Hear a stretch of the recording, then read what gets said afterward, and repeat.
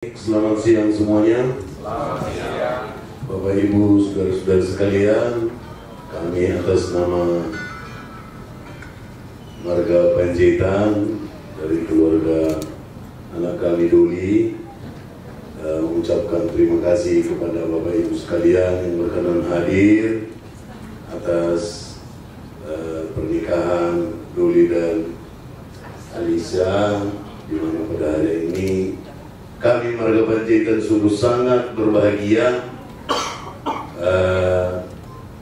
bahwa anak kami ini sudah menjadi seorang bapak, seorang suami. Jadi kalau kami orang Batak sudah sahlah ini menjadi seorang bapak, tinggal menunggu hari hanya saja ini. Diusahakan. Ya. Kami percaya Tuhan akan selalu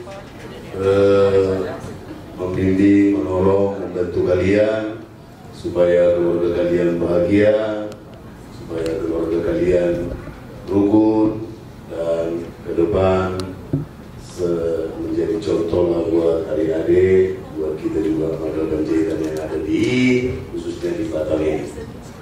Jadi harapan kami, mari kita doakan sama-sama supaya keluarga mereka dapat langgeng.